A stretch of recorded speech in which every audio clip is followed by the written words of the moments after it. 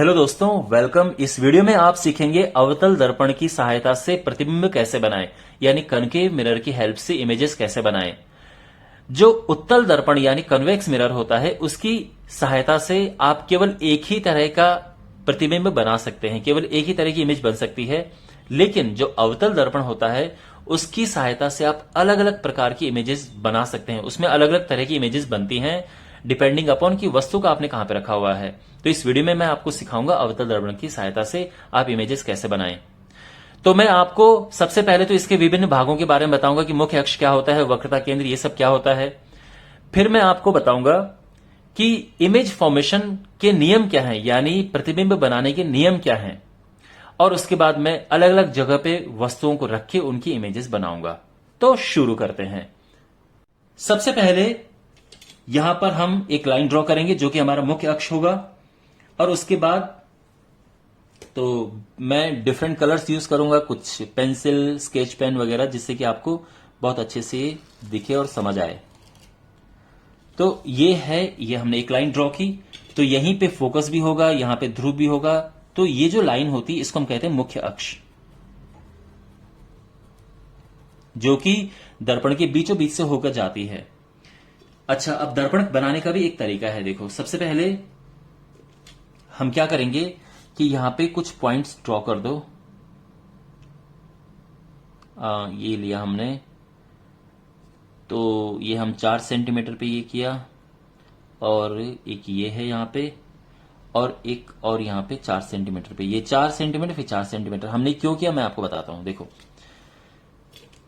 ये है, यहां पर हम क्या करेंगे कि एक दर्पण बनाएंगे, लेकिन दर्पण को हम एक तरीके से बनाएंगे, ठीक है ना। सीधे ही ऐसे हाथ से ही नहीं ड्रॉ करेंगे, हम ड्रॉ करेंगे इसकी हेल्प से, ठीक है ना। तो हमने क्या किया, यहां पर ये रखा और ये बना दिया दर्पण। ओके, आप छोटा बड़ा कैसे बना सकते हो, बट क्योंकि मुझे आपको सारे नियम बताने हैं इसलिए मैं थोड़ा बड़ा बना रहा हूं। तो ये जो है, ये हो गया हमारा दर्पण। अच्छा, अब मैंने नापा क्यों था ये मैं आपको बताता हूं। देखो, ये है सी यानी वक्रता केंद्र, सेंटर ऑफ कर्वेचर। तो देखो, जो ये कर्वेचर है, यानी जो अगर आप इसको पूरा कर देते तो ये इसका केंद्र बन जाता। तो यानी ये इसकी जो वक्रता है उसका केंद्र है। ये है पी यानी पोल, इसको कहते हैं ध्रुव। और ये बिंदु है फोकस। तो फोकस जो होता है वो वक्रता केंद्र और ध्रुव इनके एग्जैक्ट बीच में होता है, एकदम बीच में, ये ध्यान रखना, ठीक है।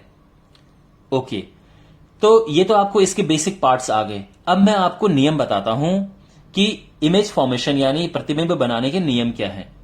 तो सबसे पहले एक मैं वस्तु को रख देता हूं यहां पे, ठीक है। और एक 2 सेंटीमीटर हाइट की, ये 2 सेंटीमीटर हाइट का एक ऑब्जेक्ट हमने यहां पे रख दिया है। और अब इसकी इमेजेस बनाएंगे। तो देखो, इसके 3 इंपॉर्टेंट नियम है, वैसे 4 हैं बट 3 इंपॉर्टेंट नियम है। पहला नियम यह है कि जो भी किरण मुख्य अक्ष के, प्रिंसिपल एक्सिस कहते हैं इसको इंग्लिश में, मुख्य अक्ष के समांतर जाएगी, वह परावर्तन के बाद फोकस से होकर चली जाती है। तो हम क्या करेंगे कि ये ड्रॉ करेंगे, ध्यान रखना एकदम समांतर होना चाहिए, ठीक है ना। ये मुख्य अक्ष के समांतर गई और परावर्तन के बाद ये फोकस से होकर चली जाती है। तो ये पहला नियम है। तो क्या है पहला नियम, कि जो किरण मुख्य अक्ष के समांतर जाती है वो परावर्तन के बाद फोकस से होकर चली जाती है। क्लियर हो गया। अब इसका दूसरा नियम क्या है। देखो, दूसरा नियम है कि जो किरण, अब बिल्कुल इसका उल्टा है, जो फोकस से होकर जाएगी, फोकस से होकर जो जाएगी वो परावर्तन के बाद मुख्य अक्ष के समांतर हो जाएगी। तो हम क्या करेंगे, इसको फोकस से लेके चले जाएंगे और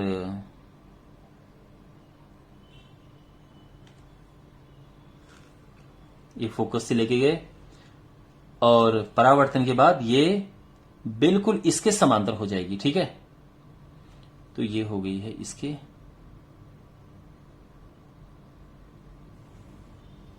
समांतर। तो ये दूसरा नियम है। मैं रिपीट करता हूं कि जो किरण फोकस से होकर जाती है परावर्तन के बाद मुख्य अक्ष के समांतर हो जाएगी। ये नियम समझ आ गया। देखो, प्रतिबिंब बनाने के लिए दो नियम सफिशिएंट हैं और यहां से हमें प्रतिबिंब मिल गया जहां पे दो रेखाएं कट जाती हैं ऐसे, ठीक है। परावर्तन के बाद ये इधर आए और ये इधर आए, तो यहां पर इसका बन गया प्रतिबिंब, इमेज, ठीक है। लेकिन इसका तीसरा भी नियम है, तो मैं आपको वो भी बता देता हूं। तो इसका तीसरा नियम यह है कि सेंटर ऑफ कर्वेचर यानी वक्रता केंद्र से जो लाइन जाएगी वो बिल्कुल वहां पे ही वापस उसी डायरेक्शन में वापस आ जाएगी। ये गई और ये यहीं वापस आ गई, ठीक है। और देखो, ये भी यहीं से गई। तो ये पहला नियम था, ये दूसरा नियम और ये तीसरा नियम है। तो अब इमेज बनाने के लिए दो काफी हैं, दो सफिशिएंट हैं। एक आपने ये ले लिया और एक ये ले लिया। और अगर आप चाहो तो पहला और तीसरा ले सकते हैं कि आप पहले ये ले लिया फिर सीधे ये से बना दिया, ठीक है। तो हम तीन नहीं, तीन मैंने केवल आपको समझाने के लिए इसमें किया कि आप चाहे पहले और तीसरे नियम का इस्तेमाल करते तो भी क्या कर सकते थे, तो भी इमेज बन जाती। दूसरे और तीसरे का इस्तेमाल करके बन जाते और पहले और दूसरे का भी। तो हमें दो का इस्तेमाल करना इनफ है क्योंकि वो सेम ही पॉइंट पे कटेंगे।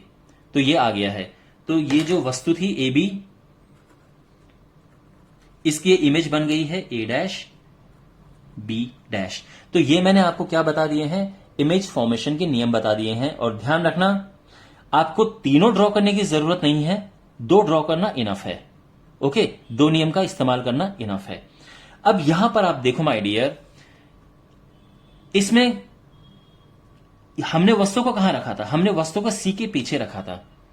तो इसमें हम ये कह सकते हैं कि इसको यहां पर लिखते हैं, जब वस्तु वक्रता केंद्र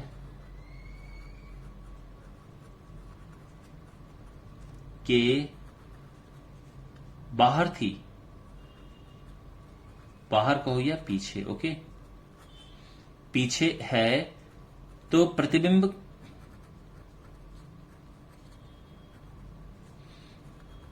की प्रकृति क्या होगी। यानी अगर वस्तु को हमने वक्रता केंद्र के बाहर रखा है, पीछे रखा है, तो जो इमेज बनी है उसकी क्या प्रकृति है, इसका क्या नेचर है। तो अब इसका नेचर देखो माय डियर, सबसे पहले ये जो इमेज है ये वास्तविक है, रियल।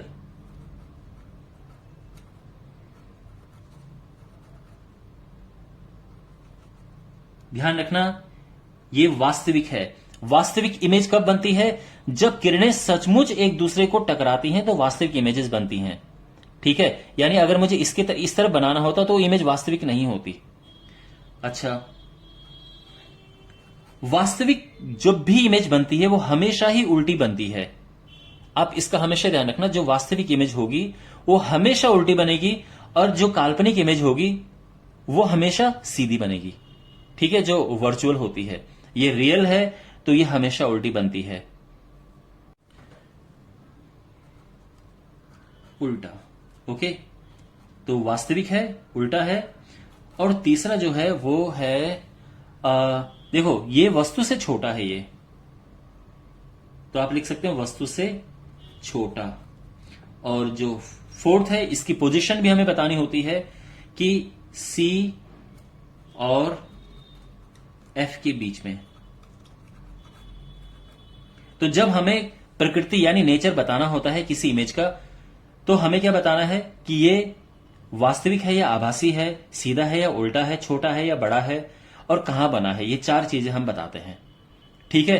तो अभी हमने वस्तु को रखा था यहां पर और इसकी इमेज बनी ये। अब हम क्या करेंगे, वस्तु को अलग अलग जगह पर रख के उसकी इमेजेस बनाएंगे, ठीक है। वेल, अब जो वस्तु की स्थिति है वो हमने सी और एफ के बीच रख दी है। याद है हमने यहां पे पिछले उसमें कहां पे रखा था, सी से बाहर, सी के परे, लेकिन अब खिसका के हमने इसको इधर कर दिया है, ठीक है।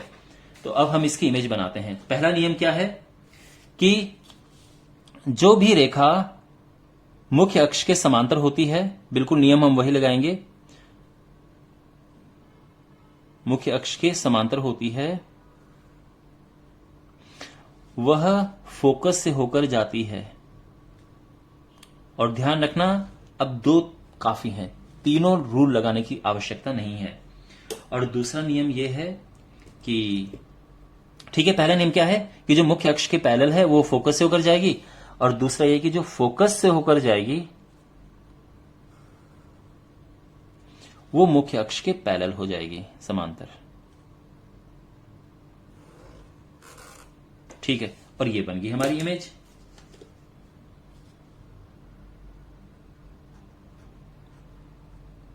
ठीक है, अगर तीसरा बनाना होता फिर हम इसके साथ पूरा इसको कंप्लीट करते, लेकिन ये दो नियम लगाने इनफ हैं। तो ये बन गई इमेज। अब इमेज की प्रकृति बताइए। तो जो प्रतिबिंब है, प्रतिबिंब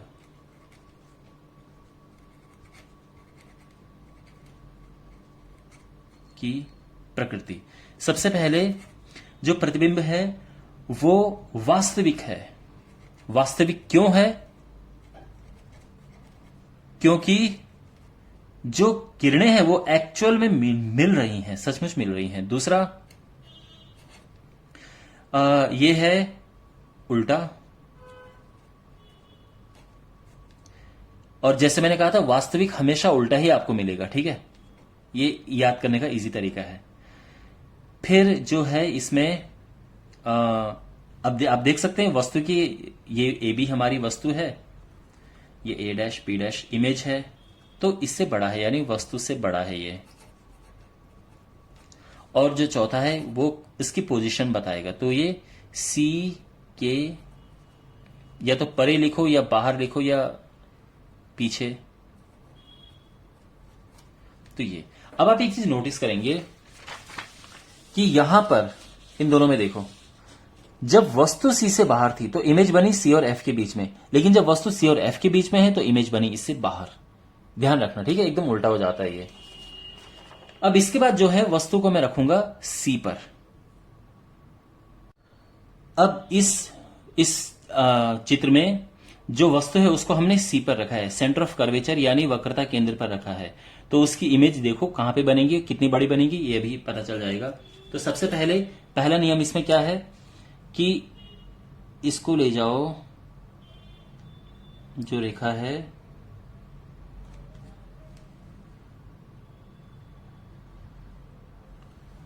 ये प्रिंसिपल एक्सिस के जो पैरेलल होती है वो टकराने के बाद फोकस से होकर जाती है। ठीक है ना, तो ये गई फोकस से होकर, समझ गए आप। दूसरा नियम ये है कि जो फोकस से होकर जाती है वो इसके समांतर हो जाती है। तो ये फोकस से होकर हम इसको भेजेंगे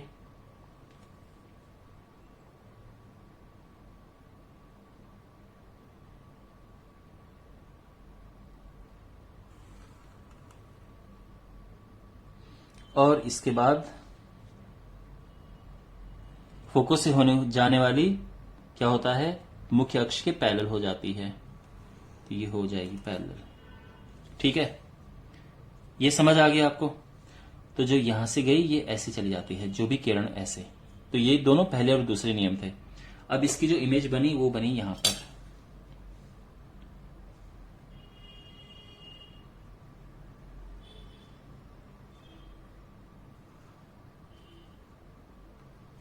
ठीक है, क्लियर। तो इसमें जो है वस्तु की स्थिति कहां पे थी, सी पर, और जो प्रतिबिंब है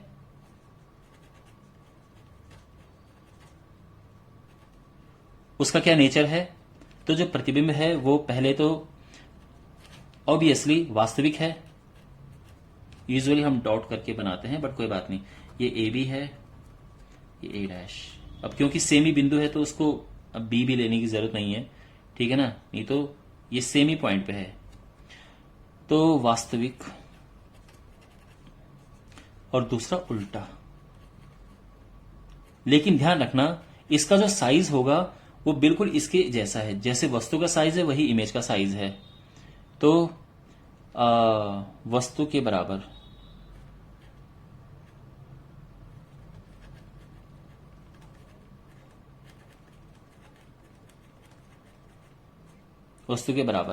एंड फोर्थ इज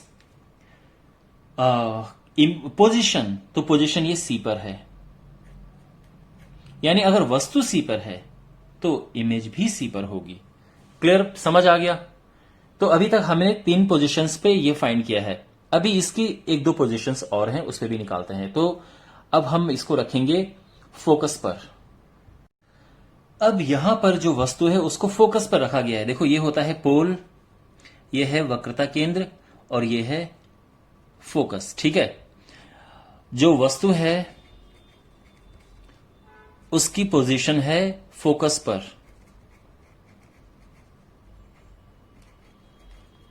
तो जो वस्तु फोकस पर होती है तो उसकी इमेज कहां बनती है, ये देखो आप।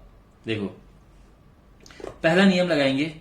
तो पहला नियम क्या है कि जो भी रेखा समांतर होती है मुख्य अक्ष के,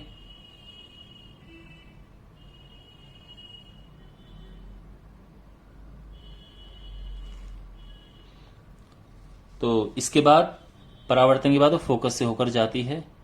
तो ये हम इसको फोकस से होकर भेज रहे हैं।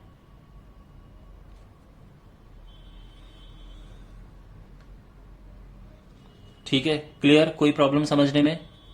अच्छा, अब दूसरा नियम क्या है? दूसरा नियम यह है कि फोकस से होकर जो जाएगा वो परावर्तन के बाद पैरेलल हो जाएगा। बट प्रॉब्लम यह है कि फोकस से होकर कैसे भेजेंगे उसको, इस पॉइंट को फोकस से कैसे लेके जाएंगे, ऐसे जाएगा। तो इसीलिए हम दूसरा छोड़ के तीसरा अपनाएंगे। तीसरा क्या है कि जो सी से होकर जाता है सेंटर ऑफ कर्वेचर से, यानी वक्रता केंद्र से, वो जो है उसी लाइन में वापस आ जाता है। तो हम क्या करेंगे, ये गया सी की डायरेक्शन में और बिल्कुल उसी लाइन में ही वापस आ जाएगा। तो यानी जो सी की डायरेक्शन में गया वो बिल्कुल इसी पे ही वापस आ गया। अब देखो ये दोनों रेखाएं एक दूसरे के समांतर हैं, तो ये कहां मिलेंगी? ये कभी नहीं मिलेंगी, या कहने को कह सकते हैं कि अनंत पर मिलेंगी। तो इसकी जो इमेज बनेगी वो बनेगी अनंत पर। अनंत पर। तो जो वस्तु है, जो प्रतिबिंब है उसका क्या क्या प्रकृति है?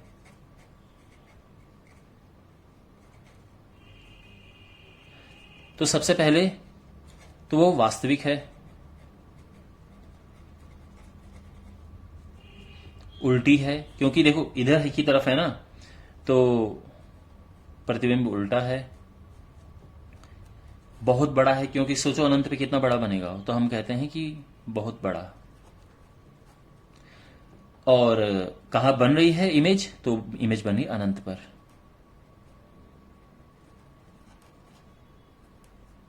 आप समझ गए बात को? तो अभी तक हमने कहा किया, वस्तु को यहां पर रखा तो इमेज यहां बनी, वस्तु को सी पर रखा तो इमेज सी पर बनी, वस्तु को इधर ले गए तो इमेज इधर चली गई, और वस्तु को फोकस पर रखा तो इमेज अनंत पर बन गई। अब हम वस्तु को यहां रखेंगे, ये फाइनल फिगर होगा हमारा। ठीक है, और इस फाइनल फिगर में हमने वस्तु को रखा है एफ और पी के बीच में। और अब देखते हैं कि इसका इमेज कैसे बनेगा। तो सबसे पहले जो पहला नियम है उसके हिसाब से चलते हैं कि जो रेखा मुख्य अक्ष के समांतर होती है वो फोकस से होकर चली जाती है। अंडरस्टैंड? बिल्कुल कोई प्रॉब्लम नहीं है। अब दूसरा नियम कैसे अप्लाई करें? दूसरा नियम अप्लाई करना इसमें जो है कि जो फोकस से होकर जाती है पैरेलल, तो ये बड़ा मुश्किल है, लेकिन तीसरा नियम बड़ा इजीली अप्लाई कर सकते हैं। तीसरा नियम ये है कि जो रेखा सी के डायरेक्शन में जाती है, मतलब ये ऐसे लेके चले गए तो सी के डायरेक्शन में ही वापस आ जाती है। ठीक है, तो आप इधर ले गए तो ये सी के डायरेक्शन में ही वापस आ जाएगी। ये है इसका एक और नियम। तो ये हो गया। अब आप देख सकते हैं कि ये जो रेखाएं हैं इनके बीच की दूरी बढ़ रही है, सेपरेशन बढ़ रहा है। समझ गए? तो यहां तो ये कभी नहीं मिलेंगी, इसके लिए हम क्या करेंगे मिलाने के लिए कि इनको पीछे लेके चले जाते हैं। ठीक है, तो ये अब आभासी तौर पर मिलेंगी, सचमुच नहीं मिलेंगी, बस केवल आभास होगा, एक एहसास होगा मिलने का।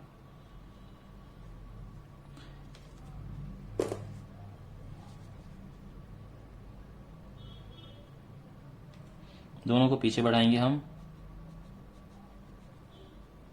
और यहां पर मिलेंगी ये। ठीक है, जब हम पीछे बढ़ाते हैं तो डॉट डॉट लगाते हैं। और अब इसका जो इमेज है, इसकी इमेज यहां पर बन रही है। ओके, ये ए बी है, ए डैश बी डैश। और अब जो प्रतिबिंब है इसकी प्रकृति क्या है, तो सबसे पहली बात तो यह है कि यह आभासी है, यानी वर्चुअल।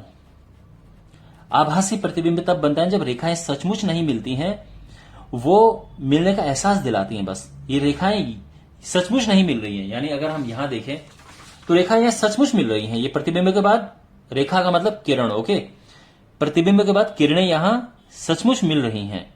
यहां भी जो रेज हैं, किरणें, ये सचमुच मिल रही हैं।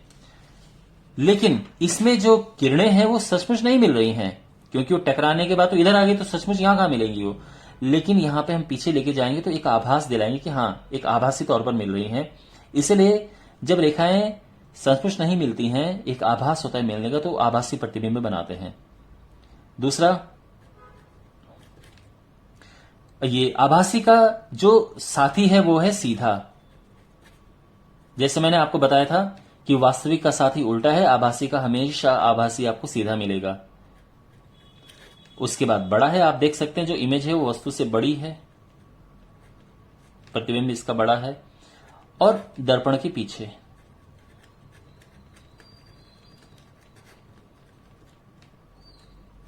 दर्पण के पीछे। Okay, well my dear, I hope आपको पता चला होगा, समझ आया होगा कि हम इमेजेस, हम प्रतिबिंब कैसे बनाते हैं अवतल दर्पण के माध्यम से। मिलते हैं अगले वीडियो में, टेक केयर।